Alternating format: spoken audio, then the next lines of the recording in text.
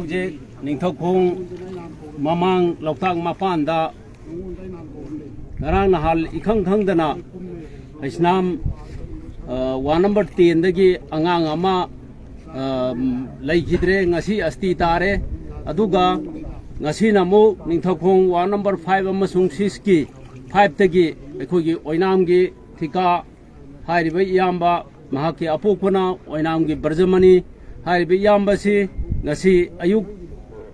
lu kaiba thokibada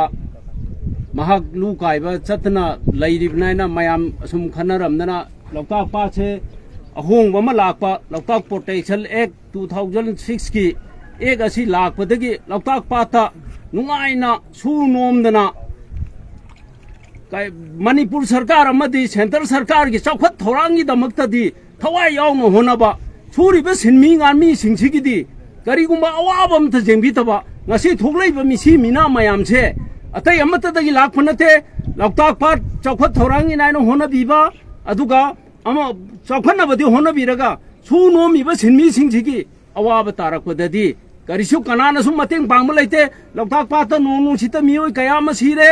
adagi hauji nong ching tarakpa matamda sathufam leitadana awaba tadana ningthokong do hujik sirije hayeng di kana kummaga loktak pa ta thabuk suraga masa masu lek leisu tamalliba awaba gi masak oiraba matam masida hauji thengnariba irang asigi marak sida sara khaktagi nonganna nabaidana subu no masaliba singje thangna na ningthokong wanamba tenda ama leitre ngasi asti tare aduga ngasi amuk 1 number 5 tagi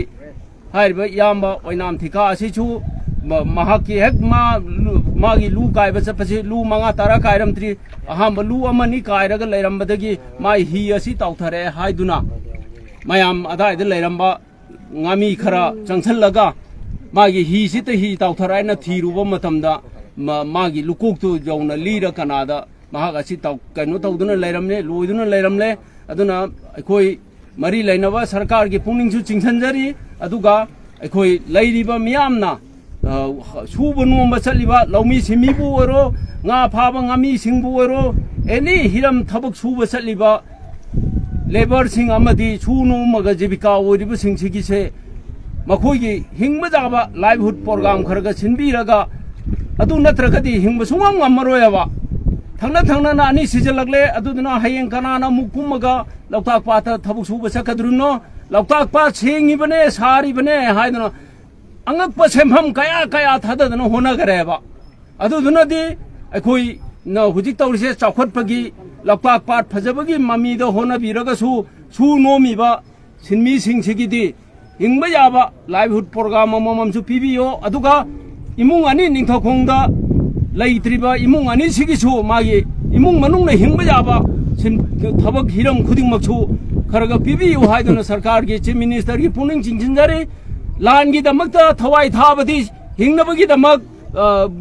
hingba yaba mai family da puksak piba aduga suba noma chali sisu lam thingnaba natabro suba noma chali ba kangbu sisu lam thingnabane aduna sarkar gi puning chikhanjaraga aina miyam gi mahut sillaga suba nomba satpada leitaba sing asi mai gi lehoriba imung manung singda hingba yaba lambi amamam tadi sembi haiduna sarkar gi puning chingsanjari aduna mayam hai jetem tana te khoigi loktak ta leiramba loksang sing hai tare lokthokhiba takthokhiba na maram morakanda ikhang khangogdana lakpa nonglai nungsit cyclone na maram morakanda sathokpam haibadi nong thupam leitaba na maram morakanda sugumba yamna laibak thiba Thoudok accident singsi thoi maduna thoi besingsi mu manungda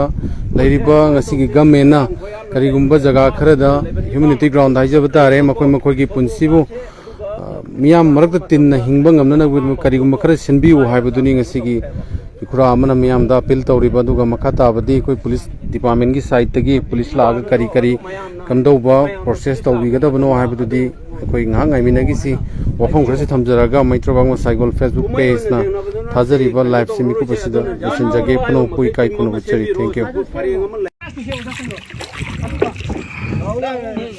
noi bulau ni kadori mone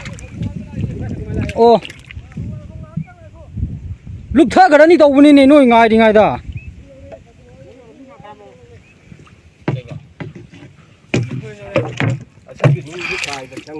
ꯑꯁꯤ ꯂꯨꯁꯦ ꯀꯥꯏꯕ ꯆꯪꯕꯗꯅꯦꯕ ꯂꯨ ꯑꯗꯨ ꯊꯥꯡꯒꯠꯂꯤꯕ ludo ꯀꯥꯏꯕ ꯆꯪꯕꯗꯅꯦꯕ ꯃꯥꯏ ꯐꯥꯟꯗꯨꯗ ꯊꯝꯕ ꯊꯦꯔꯛꯀꯅꯤꯀꯣ ꯆꯔꯥꯡ ꯊꯥꯕꯅ ꯍꯧꯕ ꯉꯝꯃꯣꯏꯕ ꯃꯥꯅꯦ ꯑꯗꯨꯃꯥꯏꯅ ꯇꯧꯕꯅꯤ ꯏꯁꯧꯅ ꯏꯁꯤꯡꯗ ꯆꯔꯥꯡ ꯃꯊꯛꯇ ꯀꯩꯅꯣ ꯇꯧꯔꯤ ꯍꯥꯏꯕ ꯂꯥꯛꯑꯣ ꯍꯥꯏꯕ ꯀꯔꯤꯅꯣ ꯀꯩꯗꯧꯔꯣꯏ ꯑꯗꯨꯅ ꯍꯤ ꯑꯃ ꯍꯨꯝꯅ ꯈꯣꯠꯂꯣꯅ ꯍꯥꯏꯗꯣ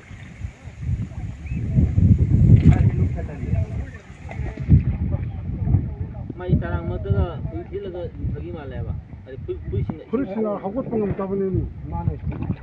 ꯐꯨꯔꯤꯠꯁꯤꯅ ꯀꯥ ꯉꯝꯗꯕꯅꯤ ꯍꯤꯁꯨ ꯂꯥꯞꯄ ꯂꯩꯔꯝꯃꯦꯕ ꯍꯤꯁꯨ ꯁ꯭ꯋꯥꯏꯗ ꯇꯧꯔꯒ ꯍꯤꯅꯥꯎꯗꯩ ꯌꯨꯡꯈꯤꯕꯖꯥꯠꯅꯤ ꯐꯨꯔꯤꯠꯁꯤꯅ ꯀꯥ ꯉꯝꯗꯕꯅꯤ